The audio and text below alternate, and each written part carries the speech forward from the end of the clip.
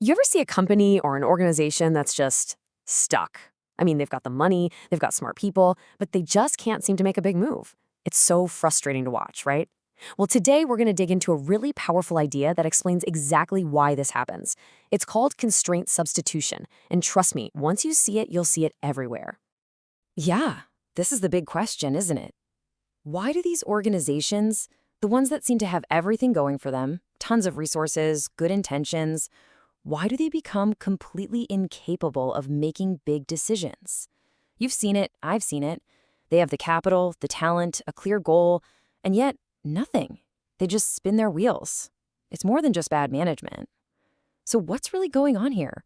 What's the hidden force that's grinding everything to a halt? So let's be clear, we're talking about a very specific kind of failure. This isn't some big dramatic blow up or a huge public fight. Nope.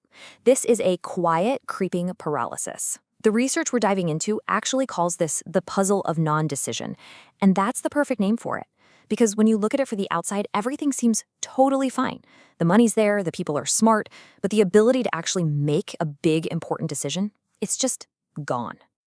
And here's the really tricky part. These big, ambitious projects, they don't actually get rejected. Nobody stands up and says, no, we're not doing this. Instead, they get studied and reviewed and analyzed.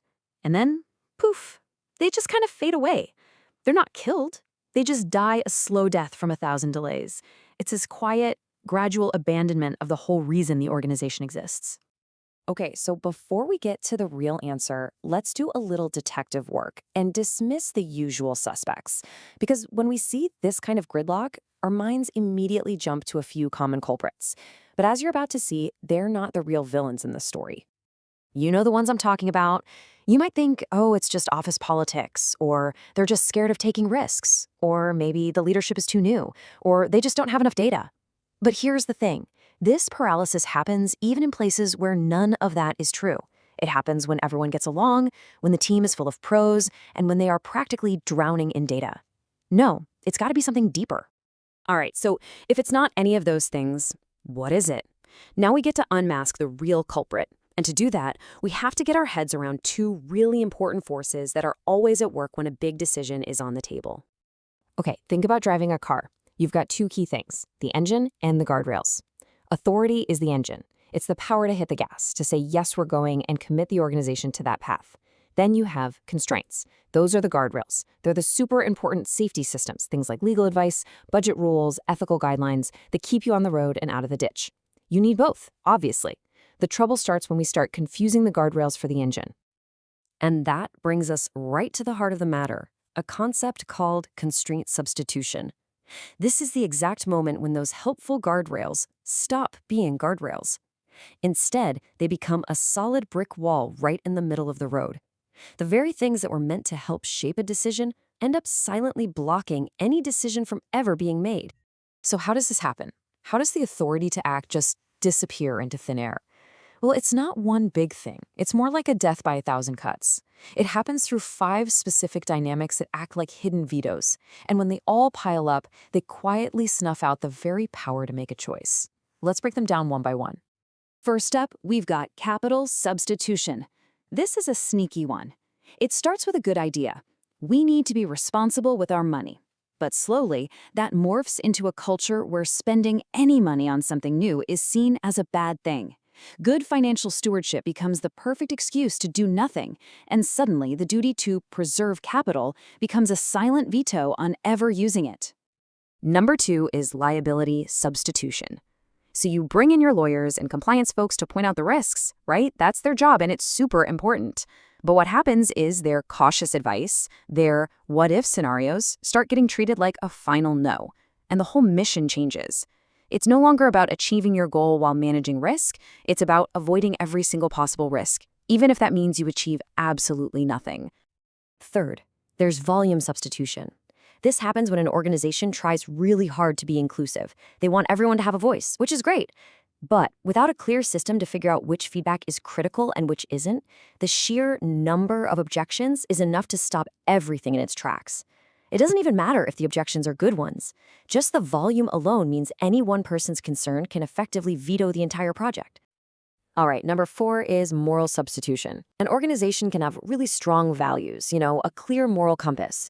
But if those values aren't turned into actual, clear criteria for making decisions, they can backfire. You end up with this vague sense of moral unease. Does this feel right? But with no real way to answer the question. So what happens? It becomes the perfect excuse to just delay and delay and delay. And the 5th and final one, process substitution. Oh man, this one is huge. This is when an organization becomes an expert at the process of deciding.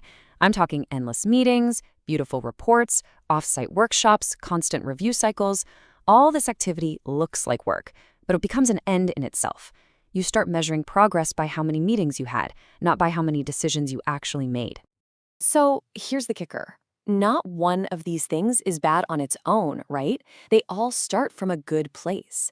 Being careful with money, avoiding lawsuits, listening to people, it all makes sense. But when you stack them all on top of each other, you create a system where everyone has a veto, but nobody has the authority to actually say, yes, let's go.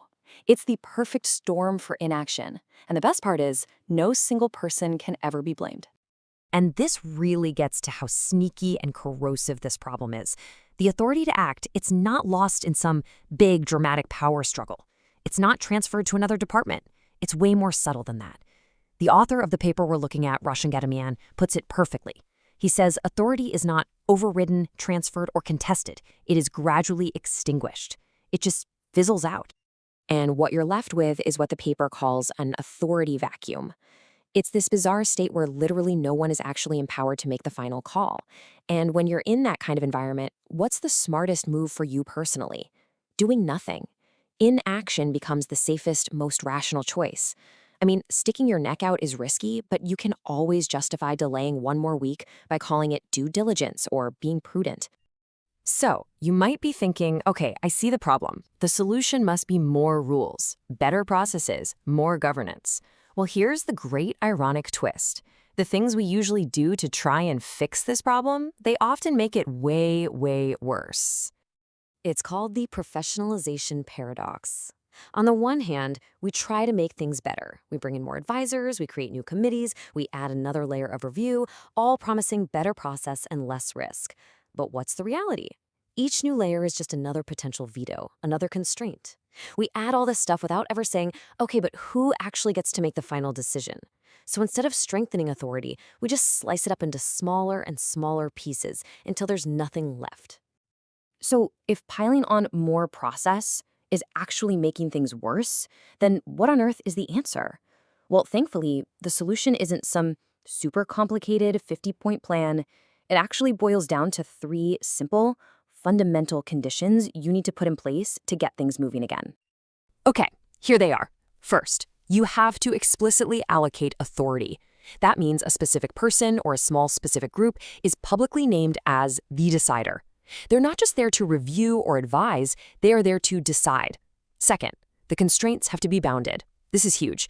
The job of the legal team, the finance team, is to shape how you do something, not to veto if you do it.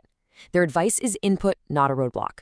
And third, whoever has the authority must own the outcome, for better or for worse. You have to connect the power to decide with the responsibility for the consequences. That's the only way to keep authority from just evaporating. So that leaves us with a pretty powerful question to take back to our own worlds. In your organization, think about it. Who holds the hidden vetoes? And then ask the most important question of all. Who actually has the authority? Who has the power to say yes? The answer to that? Well, it might just tell you everything you need to know.